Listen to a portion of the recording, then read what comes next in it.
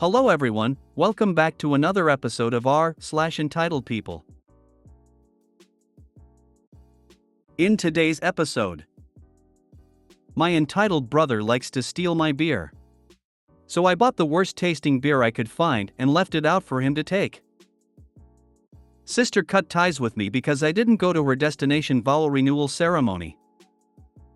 Lady gets mad at my mom for grabbing the last jacket. Before we get started, make sure to subscribe so you will never miss a video. So let's get started. My entitled brother likes to steal my beer. So I bought the worst tasting beer I could find and left it out for him to take. Not long ago, I posted about how my brother went out of his way to follow me when I tried to go camping alone.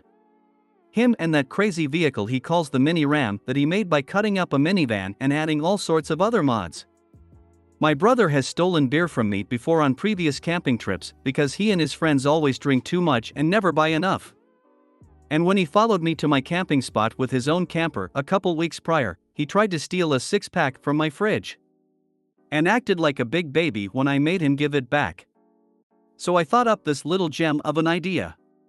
But it was no easy feat, as my brother will drink just about any beer, so long as it gets him drunk. To try and find a beer that was truly nasty, I started asking around and buying different brands. After a couple weeks I hit pay dirt. I won't say the brand name of the beer. But it was bad. There was so much hop to the flavor that it made me shudder every time I took a swig. I could barely finish one bottle without puking because it made me gag so much. So this stuff was perfect. Also, I know some people really like that kind of overly hoppy beer. I'm not trying to offend, but to me it was just horrid. I started openly talking about going camping again in my favorite area. And getting my friends to join in. My brother easily got wind of this and decided he wanted to go camping too. He showed up with his mini ram and camper about 2 hours after I'd gotten to the campsite. Only this time he didn't try to park next to me, and instead went to the next spot about 100 yards further down the road. My friends and I partied it up in our own way. Played music, danced like idiots around a fire, played stupid games. All the usual. And knowing my brother, he and his friends would run out of beer at some point, and try to mooch off us because they have no concept of drinking in moderation. They didn't bother us on the Friday night. But on Saturday night around 1 or 2 a.m. my brother hobbled over asking for beer. We all just ignored him like he wasn't there. Which made him get an attitude. One of my friends brought his big cooler and was keeping all our good beer and food in it. And we kept the cooler near us or locked in my truck at all times. Inside my camper I left 2 full 6-packs of that horrid beer in the mini fridge. My brother just grabbed them and walked away. He acted like he was being sneaky, but seeing a drunk man act like he was invisible was just hilarious. About a half hour later my brother came hobbling back and looking sick. He started demanding to know what was in the beer I bought. I started asking him what he meant, because I didn't give him any beer. He looked flustered for a moment and then finally just said he took some beer from my camper. I asked if it was the and brew, and he said yes. I laughed and said that stuff was crap, and he could have it. I even pulled out another 6-pack that was minus the one I drank when I tested the beer and tried to hand it to him. He looked like he wanted to throw up at the sight of it and left. Then, just to be extra petty, my friends and I snuck over to his campsite after a little while and left the remaining 6-pack on top of his cooler. He and his friends were all wasted, and actually still drinking the nasty beers I tricked them into stealing. And their faces all showed how bad it was. Every time one of them took a swig, it was followed by RBF. But they were so drunk that they probably wouldn't even notice there was more of that same beer. My friends and I watched from nearby as they kept drinking and making sour faces. My brother eventually puked on himself, and then ran into the river to get the vomit off himself. He threw up some more in the water. It wasn't a pretty sight. Even though we could barely see him in the dark, we could still hear him. He repeatedly threw up with his face in the water and made loud gurgle noises, then cursed my name over and over again. That's when we finally had enough of watching them. I didn't see my brother or his two friends again until well into the afternoon. They were all badly hungover, and despite how much they drank, they couldn't forget that nasty beer they had the night before. Especially since the bottles were littered all over the ground. My brother actually demanded I apologize, and I just laughed and said, "You actually want me to apologize to you for stealing beer from me?" And then we all started laughing at him. He left humiliated and we didn't interact again. I drove home before he did this time, and he's not spoken about what happened to our parents, and I've heard nothing from mutual friends. I guess this time he wants to keep his humiliation a secret. I think next time I'll get some beer spiked with laxative to leave for him. That might be funny. Just get more of the nasty stuff and stick some different labels on it. He sounds stupid enough to be caught out by the same trick twice, at least. And put the nasty labels on the good beer. To make sure he does not steal it. Your brother is such an idiot. But careful with spiking the drink that can actually be illegal and considered tampering because you knew he'd take it. Just keep a case of the nasty stuff around or even the empty bottles to wave at him if he ever demands more beer. A safer alternative would be to just tell him it was spiked after he drank it and let the placebo effect do the rest. I did something like this at a former workplace where we'd had trouble with a lunch thief. I spread a rumor that I'd left something in the fridge laced with a powerful prescription laxative. I'm way too paranoid to actually do that, since I wouldn't want to harm anyone and or go to jail. I don't even know if there is such a thing as powerful prescription laxatives. It didn't matter. The rumor was all it took to stop the lunch thefts. Buy your brother a pack of that 6-pack every year for Christmas and his birthday. Sign him up for a newsletter from the company that makes it. Buy him merch of the brand. Buy him some on a night out. If he ever gets married, buy some for a wedding present and for every anniversary after. Never let him forget it. Now those are some good ideas. I could keep some around to ward him off too. Like garlic to a vampire. Much as I love petty revenge, I would advise against adding laxative to the beer for the simple fact that someone might actually die. It's already dangerously easy to get dehydrated on either of them alone. It's hard to find outside of Pennsylvania, but Yangling makes a Lord Chesterfield ale that is truly horrendous. Imagine a Heineken that has been sitting in someone's boiler room for 8 years, then mixed with fermented skunk piss, with a few stale corn nuts thrown in.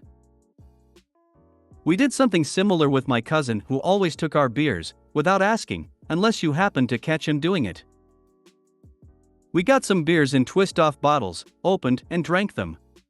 Then refilled them with water and screwed the caps back on. At our next family get-together we hid all our real beers, the only he could find were the ones filled with water. He got madder and madder as the evening went on and he kept opening beer after beer just to find water. But he couldn't say anything. What's he going to say? I'm pissed I can't find your actual beer to steal? Eventually he left. Your cousin and my brother sound almost like the same person. Get one of those microbrew kits. Make your own beer and you can add whatever you want to it. I'd suggest a teaspoon of dried ground holly berries. Doesn't do any lasting harm. Just gives the worst stomach cramps you'll ever have. I like this idea, axe the laxative idea for legal reasons lol. Your brother sounds like the type to actually want to see you in jail if you pulled that stunt, and same with his friends. Sister cut ties with me because I didn't go to her destination vow renewal ceremony. My eldest sister and her husband eloped before she enlisted in the Air Force. Several years later, they decided they wanted a ceremony after all. She was very adamant about having all the sisters together. There are 4 of us in total. They planned to have the ceremony in Puerto Rico to honor her husband's heritage. At the time, me and my family were going through a lot. To save time, let's call it a series of unfortunate events. I was recovering from surgery, my husband was out of work, we lost our home and had to move in with my in-laws. When I received the invitation to her ceremony, I told her right away we couldn't go and explained why. She immediately called our mother, without my knowledge, and told her to buy 3 round-trip tickets to Puerto Rico. When my mother called to give me the flight times, I was livid. I called my sister and told her she was way out of line to involve mom.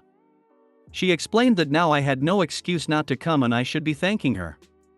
I exploded. I had had enough. I said, what part of we're on the verge of bankruptcy do you not understand? If you think I'm flying to Puerto Rico to watch you and your husband play dress up with your 4 kids, you got another thing coming. I didn't go the ceremony. My mother couldn't get her money refunded for the tickets. She lost over $2,000. My sister hasn't spoken to me since. It's been 5 years now. To this day she still insists I was being unreasonable and I ruined her special day. Here's the thing, every time your mom even hints anything about this episode, just look at her and say, why are you mad at me? I didn't ask you for anything, and while I certainly appreciate you were trying to help, why didn't you talk to me first? You lost $2,000 because your other daughter can't accept that she's not the center of the universe. Why aren't you mad at her? Why hasn't she repaid you for the money she demanded that you spend? Great point. I think Opie could have used that money on something substantially more important than plane tickets to boot. What good is having flight tickets when you still need to pay for accommodation, meals, travel insurance, transport while they're in to from airport or parking? And not being able to work during that time or look for work. My sister hasn't spoken to me since. It's been 5 years now. Sounds like a win. Is your mother speaking to you after you cost her some $2,000? If she isn't, this may be a Quinella. Yes, my mother still speaks to me. However, she did not agree with my decision at the time and it is still a sore subject. Was her vowel renewal on a different consonant? I couldn't help myself. Anyway, sounds like she saved you the trouble. She sounds like drama. If it was so important to her that all 4 of you be together, she should have found a different way of accommodating you that didn't involve railroading you. And, no, people so don't understand the emotional toll of bankruptcy. I'm sorry your family has opted to willfully not get it. It's like people who are insensitive to childlessness or widowhood or foreclosure or any of the other horrible things people love to stigmatize while pretending it'll never happen to them. If your sister wanted everyone there, she should have had it closer to home. There would have been other expenses besides plane tickets. Your mother never should have bought the tickets without talking to you first. Wow, that is over-entitled. She was more concerned with her wedding renewal than the fact that her sibling was almost bankrupt. As to your mother wasting $2,000 on tickets when she could have just given them to you is selfish in the extreme. Sorry, but no need to feel guilty at all. Also, people don't realize that with foreclosure, it's not necessarily over afterwards. Sometimes the homeowner is still on the hook for whatever the difference is between the loan amount and what $$ the bank sells your home for, usually at big discount, though not as much as it used to be. People think, the home isn't mine so now my troubles are over. Nope. Once the home is sold, the bank will come after you again for the difference. Lady gets mad at my mom for grabbing the last jacket. So it starts with my little and my mom going out to get him some clothes for his new school. While there he sees a jacket and wants it, so my mom grabs it. Well, apparently a lady saw it first and had wanted it. So she asked my mom for it and my mom said no, I'm getting it for my son. Well, the lady got mad and asked again, but with a more stern tone, and my mom's answer didn't change.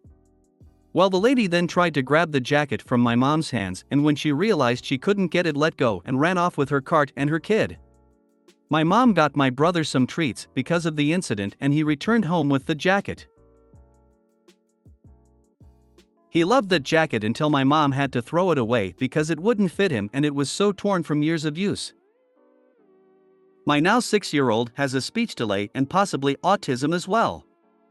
We were going winter gear shopping when he saw this purple coat. He said, "Oh, how wonderful." It was his very first sentence. If someone had tried to take that coat from him for whatever reason, there would have been a fight. It was the first year I didn't have to fight him on wearing a coat. although I wish he'd have picked out a warmer coat. My now 24 years old and very verbal college graduate was 3.5 and nonverbal. We were in Costco looking at Halloween princess costumes. I couldn't find one in her size, so I started to push the cart away. And she looked at me and said, "But I want to be a doggy." I was crying as I dug through the animal costumes to find the one she wanted in her size. She wore that costume every day for weeks, and of course I let her because it was the very first thing she ever let me know she wanted. Awesome, I was at a mom and pop store, they had some nice things. I found a pair of jeans that the saleswoman helped me with. I had it in the cart and was looking at other things, and I turn around and the cart is empty and I see a couple walking by with the jeans in their cart. I waved at the saleswoman and I then go up to their cart and grab it. She was right behind me, it was the one and only jeans left in the store. They had the nerve to get mad at me and the saleswoman for taking it back. They left the store in a huff, the nerve of some people.